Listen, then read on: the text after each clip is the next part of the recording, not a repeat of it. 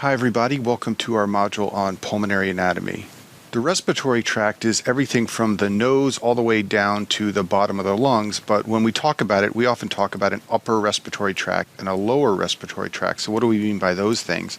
Well, the upper respiratory tract is the nasal cavity and the pharynx and the larynx, and you'll often hear people say that a patient has something called a URI, and they mean an upper respiratory infection. Usually they mean a sore throat, but they may also mean sinusitis. They mean an infection that does not involve the lower respiratory tract. Lower respiratory tract includes the trachea, the pulmonary bronchi, and the lungs. We don't often refer to things as a lower respiratory tract infection, although sometimes people do. Usually they say that the patient has bronchitis or pneumonia. You can also divide the respiratory tract into a conducting and a respiratory zone. So the conducting zone conducts air. There's no gas exchange here. These are the large airways like the nose and the pharynx and the trachea and the bronchi. And this portion of the respiratory tract filters and warms the air and humidifies the air. The other zone is the respiratory zone, and that's where gas exchange occurs. So this is way down in the lungs. These are the very small respiratory bronchioles and the alveolar ducts and the alveoli. And this is just another way to talk about the different components of the respiratory tract. So any of you that have ever coughed up phlegm when you have a cold know what mucus is, and mucus are secretions that are produced by the respiratory tract. They're mostly glycoproteins in water, and they're secreted by cells called goblet cells in the walls of the bronchi. And the purpose of mucus is to protect against particulates. Particulates collect in the mucus so they don't get further down in the lungs. They also serve as a barrier to infection. It makes it harder for bacteria and other infectious agents to move down into the lungs. And there are beating cilia that move the mucus up to the epiglottis, and then you swallow it. And this is actually going on to a small degree all the time. It gets much more significant when you have an infection. Now let's talk about the alveoli. These are small sacs way down in the lungs after the respiratory tract has branched and branched and branched to its smallest level. And this is where gas exchange occurs. And they look sort of like a bunch of grapes, like in this picture up here on the top right. And they're surrounded by capillary beds so that the air can exchange with the blood. And down here on the bottom right is a picture. You've got blood coming in, and it releases CO2 into the alveoli, and it picks up oxygen with the red blood cells and then carries it out to the heart and the rest of the body. The cells that line the alveoli are called pneumocytes, and there are two types of pneumocytes, type 1 and type 2. The type 1 pneumocytes are the most common. These represent 97% of all the alveolar cells, and these are very thin cells so that they can allow for gas exchange.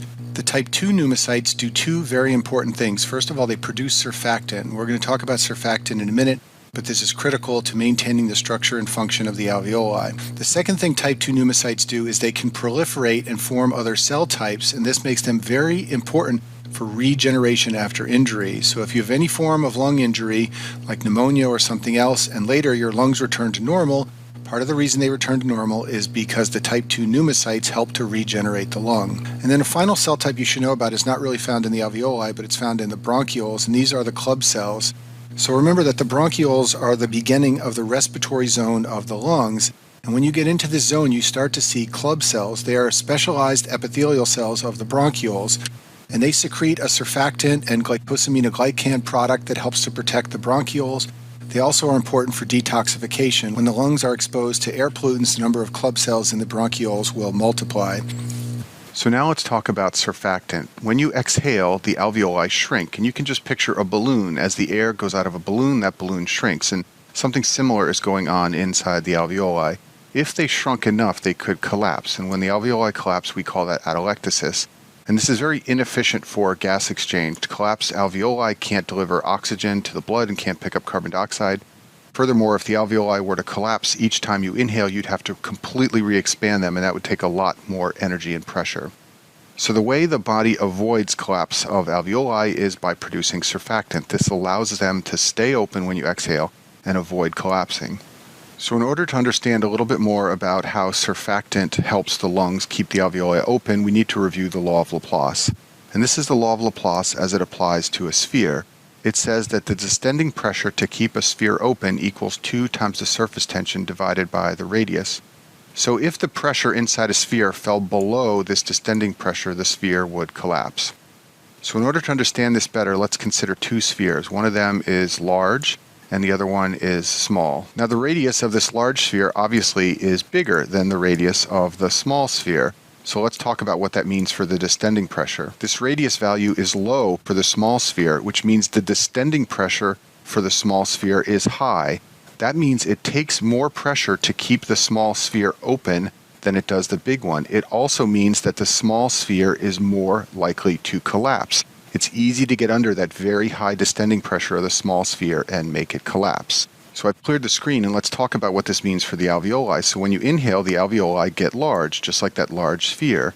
When you exhale, they get small. This means that as you're blowing air out of your lungs, the alveoli are going to a state where the pressure required to keep them open is rising. This is a big problem. Air is leaving the lungs right at the time when the lungs need that air to stay inside to keep the pressure up so they don't collapse. So the way the lungs prevent the collapse is through the use of surfactant. Surfactant changes the surface tension number up here in this equation. What surfactant is going to do is, as the radius number falls, as the alveoli shrink, the surface tension is also going to fall, and this is going to offset any change in distending pressure that might occur by the change in size. So how does that surface tension number change as you go from a big alveoli to a small alveoli? Well, the surface tension is dependent on the concentration of surfactant. And when you exhale, those surfactant molecules get very close together, so the concentration of surfactant actually goes up when you exhale. This makes the surface tension go lower as the alveoli shrink. And so once again, as the surface tension falls, the radius is also falling, and therefore the two effects offset themselves. So key points here are that the smaller alveoli take more pressure to keep them open. They're more likely to collapse, but this is avoided by production of surfactant by the type 2 alveolar cells. Those lower the surface tension to offset the effect of the radius shrinking when you exhale. So remember what I said before, surfactant is secreted by type 2 pneumocytes, and it's very high yield to remember that. It's a mix of chemicals called lecithins, especially one called dipalmityl phosphatidylcholine. And that's a mouthful, but if you ever see a big word like this, they're probably talking about one of the substances that makes up surfactants. And the most important clinical application of surfactant is in fetal lung maturity. So the lungs in the developing fetus are mature when there's enough surfactant present to keep the alveoli open. If the baby is born before that, it won't be able to breathe because there's no surfactant, and all those alveoli will collapse. The lungs mature around 35 weeks, and when this happens, something called the lecithin to sphingomyelin ratio increases. Both of these substances are produced equally by the baby until about 35 weeks. But at around 35 weeks, the ratio becomes greater than 2 in the amniotic fluid, and you can take a sample of the amniotic fluid and test it. And if that ratio is greater than 2, this suggests the lungs are mature. So if we were to draw a graph here with the level of lecithin or sphingomyelin on the y-axis and time during pregnancy on the x-axis here, we would see that the level of sphingomyelin in the amniotic fluid is relatively constant throughout the pregnancy. The level of lecithin, however, is relatively flat and then shoots up late in pregnancy when the lungs mature. And when this ratio becomes about 2 to 1, the lungs are mature, and that's at about 35 weeks. Preterm babies who are delivered before the lungs are mature are given steroids, usually betamethasone, and this is because this stimulates surfactant production in the lungs. And babies that are born prematurely often have great respiratory difficulty, and it's because they don't have enough surfactant. Babies that are born prematurely have a condition called neonatal respiratory distress syndrome. This is also called hyaline membrane disease. It gets the name because hyaline means glass-like, and that's what the alveoli look like. Basically, these children have atelectasis because they were born before their lungs were mature. So they have severe hypoxemia and high levels of carbon dioxide because they have poor ventilation. It's difficult to treat these children because when you administer O2, it all goes to the healthy alveoli. The sick alveoli are collapsed. This is a condition called intrapulmonary shunting, which I discuss in a little more detail in one of the other modules. So let's talk about some of the risk factors for neonatal respiratory distress syndrome. The first one, obviously, is prematurity. If the baby's born before the lungs are mature, respiratory distress syndrome will occur. Second risk factor is maternal diabetes. Chronically high levels of glucose from the mother can stimulate the baby's pancreas to make lots of insulin, and those high insulin levels will decrease the surfactant production in the fetus. And then the final risk factor is cesarean delivery. When a baby is delivered vaginally, there's compression stress that leads to production of fetal cortisol. And remember, I said cortisol is what stimulates surfactant production. So babies that are born by cesarean section don't get this compression stress, and they can have lower cortisol levels, and this can lead to a reduction in surfactant and increase the risk of the respiratory distress syndrome. Babies who survive the neonatal respiratory distress syndrome can develop a number of complications, and I've listed 3 of the important ones for you to know on this slide. And what you want to know about these three complications is that they're all related in some way to oxygen. That's what they're likely to ask you about in step 1 of the boards. Bronchopulmonary dysplasia involves hyperplasia and fibrosis of the airways, and this can occur in babies born prematurely, and it's thought to be related to oxygen toxicity from exposing the premature lungs to high oxygen levels and mechanical ventilation. A patent ductus arteriosus can develop in premature babies, and that's because hypoxia keeps the shunt open. And then finally, babies born prematurely can develop what's known as retinopathy of prematurity. In this case, oxygen leads to free radical formation, and that's thought to induce neovascularization of the retina, in other words, abnormal growth of blood vessels. This can lead to vision problems, and it can even lead to retinal detachment and blindness. Okay, now let's talk about the lobes of the lungs. So remember, when you're looking at the lungs in a chest x-ray, this is the right side and this is the left side. Even though this is the right side of your body, it's the left side of the patient. So the right lung has 3 lobes, an upper lobe here, a middle lobe here, and a lower lobe here. The left lung only has 2 lobes, an upper and a lower lobe. You can think of the middle lobe as being obliterated by the heart, which sits right here.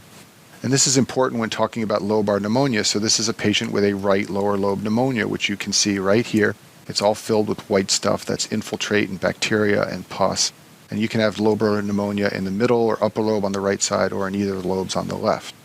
Something you need to know about the lobes of the lung has to do with aspiration. So the right lung is the more common side of aspiration. So when patients vomit and aspirate those contents, or when a child aspirates a peanut or something like that, the right bronchus is wider and it has less of an angle. So in order to get into the left lung, you need to turn a relatively sharp angle. To get into the right lung, it's a more gentle angle, and it's easier for liquids and solids to traverse this. So it's a more vertical path to the lung. So just remember that the right lung is the more common site of aspiration. Patients who vomit and get an aspiration pneumonia usually have a right-sided pneumonia.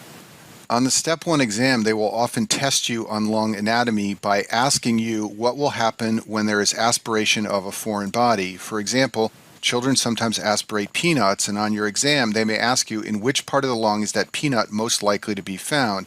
And this is very easy to answer if you just know 2 things. First of all is what we described on the last slide, and that is that the right lung is where aspiration typically goes. And then the second thing you need to know is that a foreign body is going to go to the most gravity-dependent or lowest portion of the lung. It will simply be pulled by gravity. So if a child aspirates a peanut in the upright position, then that peanut is going to go to the bottom of the right lung, which is the right inferior lobe, lower portion. I've made a drawing of the right lung on the screen here. This is the middle lobe, this is the upper lobe, and this is the lower lobe. So if a child aspirates a foreign body in the upright position, it will simply go to the bottom of the lung, the lowest portion of the inferior lobe. Now, if a child aspirates a foreign body when they are supine or lying flat, then this part of the lung is going to be the most gravity dependent. That means that the foreign body can end up here, which is one of 2 different places. Sometimes it can end up in the posterior portion, that's this P of the upper lobe, and sometimes it can end up in the superior portion of the inferior lobe, that's this S here. So this is sometimes a point of confusion. Different textbooks will list different sites for where the foreign body ends up when a patient is supine, and that's just because there are 2 different sections of the right lung that are the most gravity dependent when a patient is supine. To make this even more confusing, this S portion right here is sometimes called the apical portion of the inferior lobe. That's because it forms a point, and a point is an apex. So sometimes you'll read in textbooks that when a patient is supine and aspirates a foreign body, it goes to the apex of the inferior lobe. That just means the superior portion of the inferior lobe, but a foreign body can also go to the posterior portion of the upper lobe. They'd like you to know the relationship of the pulmonary artery to the trachea and bronchi. So this is the pulmonary artery right here. And this is the left pulmonary artery over here, and this is the right pulmonary artery over here. You'll notice that the right pulmonary artery goes anterior to the right bronchus. It's in front of the right bronchus. The left pulmonary artery, on the other hand, goes superiorly to the left bronchus right here. It goes over the top of the left bronchus, and they sometimes ask you about this on your boards.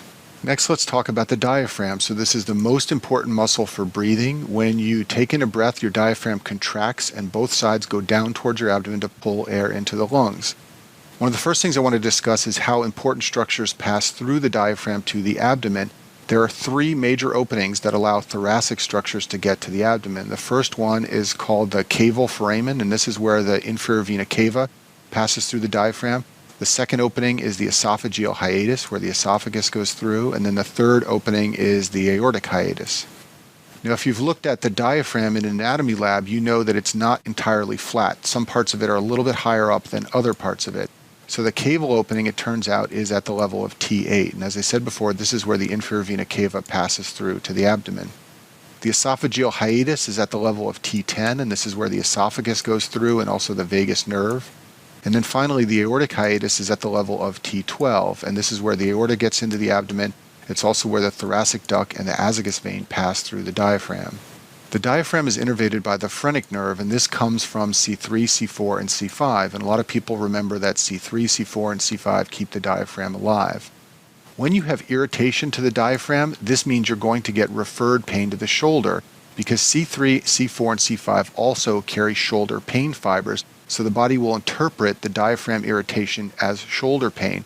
Classic example is gallbladder disease. Many patients who have cholecystitis will have pain in their shoulders. Another example is a lower lung mass.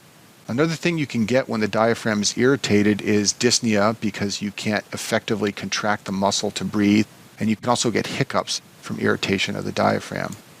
If there's damage to the phrenic nerve, this will cause the diaphragm to elevate on the side with the nerve, and this can cause dyspnea.